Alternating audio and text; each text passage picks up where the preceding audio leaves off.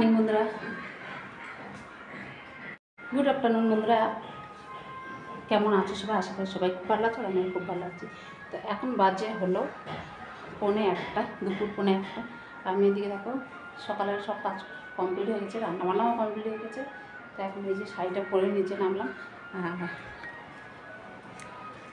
আজকে ভিডিওটা দেখো, আজকে ভিডিওটা একদম অন্যরকম হতে চলেছে। তো প্লিজ আজকে ভিডিওটা সবাই দেখো আর কমেন্টস করো আমাকে। তো চলো, দেখছো তোমাদের সঙ্গে কথা বলতে একটা কাজ করলাম কি, দাঁড়াও।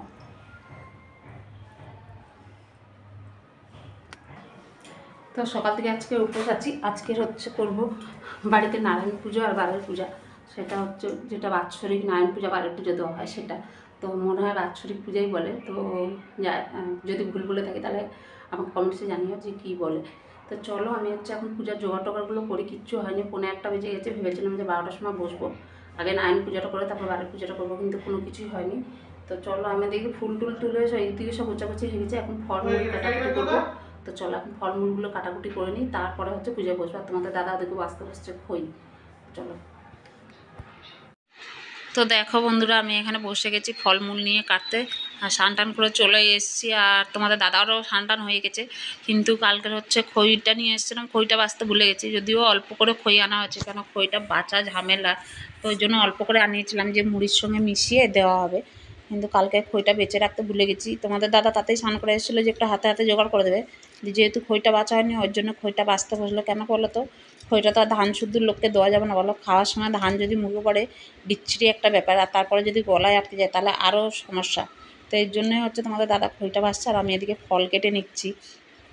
আর ফলটা হচ্ছে দেখো, আমি অল্প অল্প করেই কাটবো, কেন বেশি ফল কাটবো না, অল্প অল্প করেই ফল কাটবো। কেন বলো তো, এখন বাজে দুপুরে 1টা, এখন থেকে ফল কেটে সন্ধ্যা পর্যন্ত রাখা, তো কাটা ফল অতক্ষণ রাখা উচিত না, খাওয়াও বেশি উচিত না। তো এর জন্যই হচ্ছে ঠাকুরের সামনে যেহেতু দিতে হবে, তো আমি অল্প অল্প করেই ফল কেটে নেবো, অল্প অল্প করেই দেবো। আর যখন লোকজন আসবে তখন আমি টাটকা টাটকা ফলটা কেটে দেবো। এখন থেকে ফলটা কেটে রাখলে কেমন একটা লাল লাল, বেশিক্ষণ ফল কাটা থাকলে কেমন একটা হয়ে যায় না, লাল লাল হয়ে যায়, কেমন হয়ে যায়।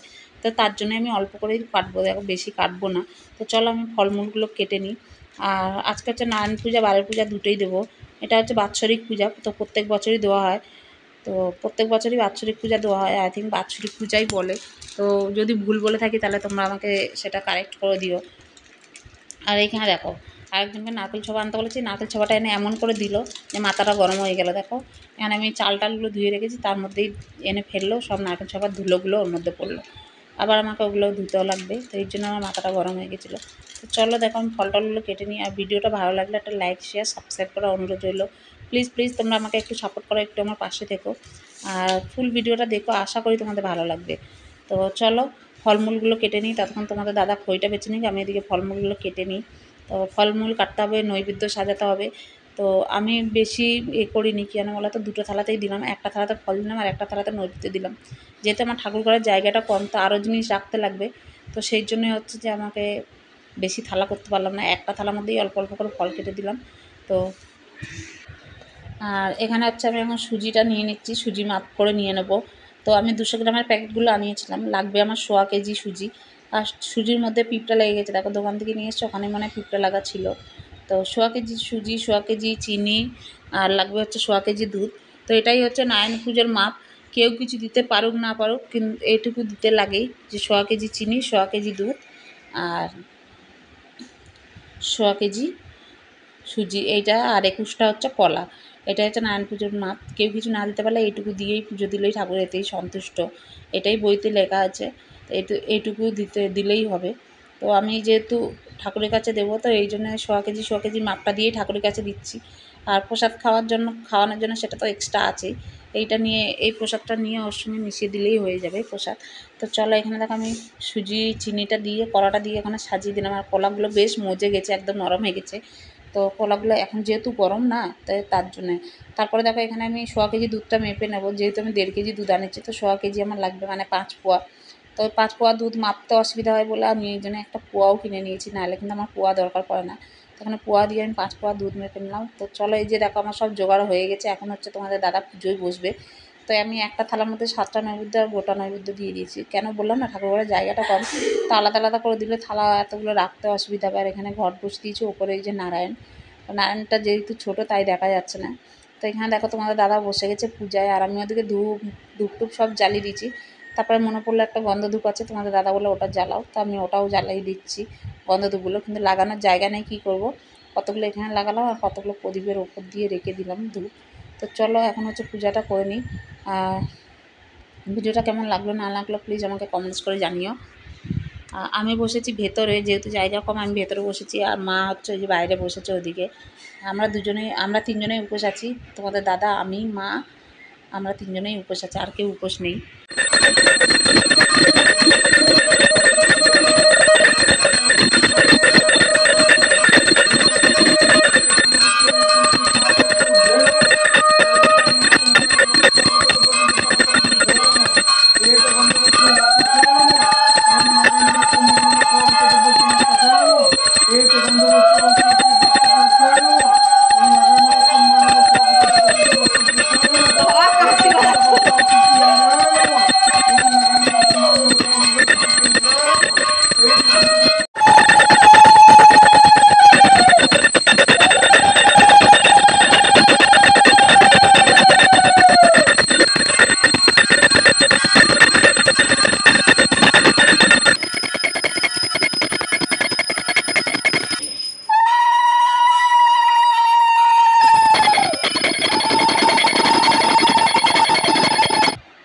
তো এখন হচ্ছে পূজা শেষ হয়ে গেল।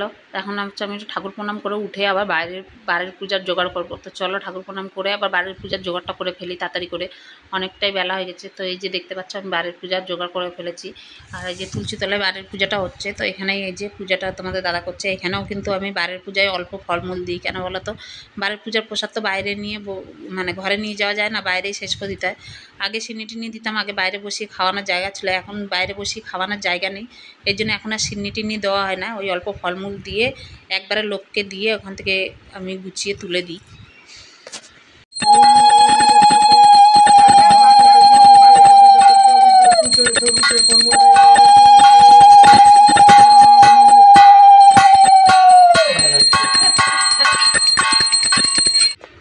আর একটা আসলে এতক্ষণে এসে কোলের মধ্যে বসে বসে কাঁচি বেড়াচ্ছে দেখলেই।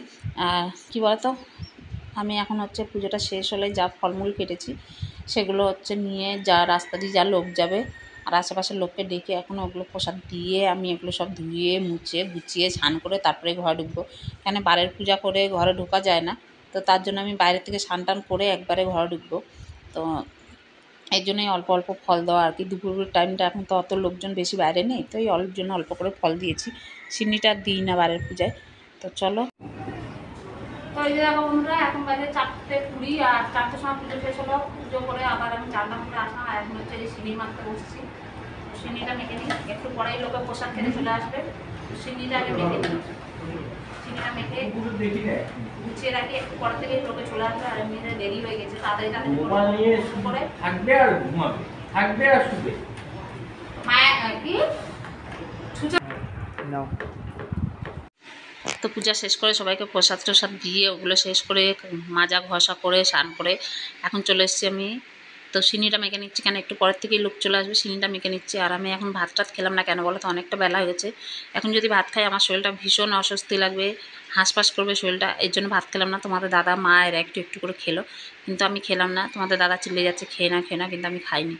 কেন বলতো, আমি পরে হলে একটু সিন্নি টিন্নি খেয়ে নেবো, কেন এখন খেলে আমি আর লোকজনকে প্রসাদ দিতে পারবো না, শরীরটা ভীষণ হাঁসফাঁস করবে। তো এখানে দেখো আমার সিন্নি মাখা হয়ে গেছে, আর মাখা শেষ মাখতে মাখতেই একজন চলে এসেছিলো, তো তাকে দিয়ে দেওয়া হলো। আর এখানে তোমাদের দাদাকে ঢাকা দিতে বলেছি, পেপারটা দেখো সিন্নির মধ্যে পুরো ডুবে গেছে। তো এই যে এক গামলা সিন্নি মাখা হচ্ছে, বড়ো গামলাটাতে, লাগলে আমি আবার পরে মাখবো। লোকজন তো অনেক বলা হয়েছে, সবাই আসবে কি না জানি না, তো ওই জন্য লাগলে আবার পরে মাখা হবে। তো এই যে এখন হচ্ছে এনারা এসছে বাচ্চা কাচ্চা নিয়ে, প্রথমে একজন এসেছিলো, তারপরে এই যে ধীরে সুস্থে লোকজন আসছে, এখন অতটা লোকজন আসেনি। আর এখন যেহেতু কেউ নেই, তাই এই চুটকিটা বাড়ি যাবে না, ও এখানে থাকবে। তো ওকে নিয়ে এখন সবাই বসে খেলছে। ওদিকে হরে কৃষ্ণ গান চালিয়ে দিয়েছে, ও এখানে বসে বসে নাচছে, হাততালি দিচ্ছে। আর গানটা মানে অরিজিনাল গানটা দিয়ে আমি এখানে এ করতে পারলাম না, ভয়েস দিতে হলো, কেন নাহলে কপিরাইট আসবে, তো তার জন্য ভয়েস দিতে হলো। আমার ছেলে বললো যে কোনো গান চললে তার সঙ্গে হালকা একটা মিউজিক দিয়ে দিলে তাহলে নাকি কপিরাইট আসে না। তোমরা প্লিজ বললো তো আসে কি না আসে আমি জানি না, কিন্তু আমার ছেলে বললো। ছেলের কথা শুনে আমি এখানে আর দিতে পারলাম না, কেন বলো তো, যদি কপিরাইট আসে তাহলে আমার পুরো ভিডিওটা নষ্ট হয়ে যাবে, আমাকে আবার ডিলিট করে দিতে হবে কপিরাইট আসলে। তো এর জন্য আমি আর দিলাম না।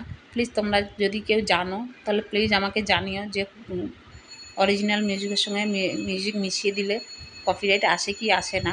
তোমরা আমাকে একটু প্লিজ বলো, একটু হেল্প করো। তো এই জিনিসটা আমার জানা নেই, তো তোমরা জানলে প্লিজ আমাকে জানিও। তপনের বউ আসলো না?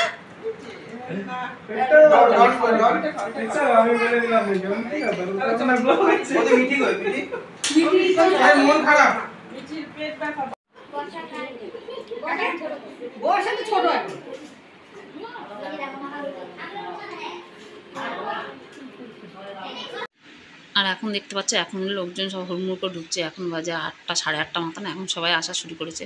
তার মধ্যে আমি এদিকে বসিয়ে দিয়েছিলাম ভাত। ভাতটা হয়ে গেছে, ওদিকে লোকজন আসছে, আমি প্রসাদ দিচ্ছি বলে আমার শাশুড়ি এদিকে ভাতের মাঠটা গালছিল। তো ভাতের মাঠটা গেলে নিল, কেন রাত্রে তো সবাই ভাত খাবে, তো ভাত করে রাখলাম, জানি না কে কতটুকু খাবে। আর দুপুরের তরকারি কড়াই আছে, তো দুপুরে করেছিলাম সজনে ডাঁটা দিয়ে মুগের ডাল। আর এখানে হচ্ছে পুঁই শাক চচ্চড়ি করেছিলাম, করলা ভাজা, করলা আলু ভাজা করেছিলাম, আর হচ্ছে করেছিলাম আলু পটলের তরকারি। তো এই যে তরকারি সব থেকেই গেছে। তো সব লোকজন খাওয়া দাওয়া মোটামুটি হয়ে গেছে, আর হয়তো 2-4 জন আসবে। তো এখন তোমাদের দাদা দেখো এক থালা সিন্নি আর মুড়ি নিয়ে বসছে খেতে। ও আর মনে হয় রাত্রে ভাত খাবে না, তো একবারে সিন্নি খেয়ে নিচ্ছে।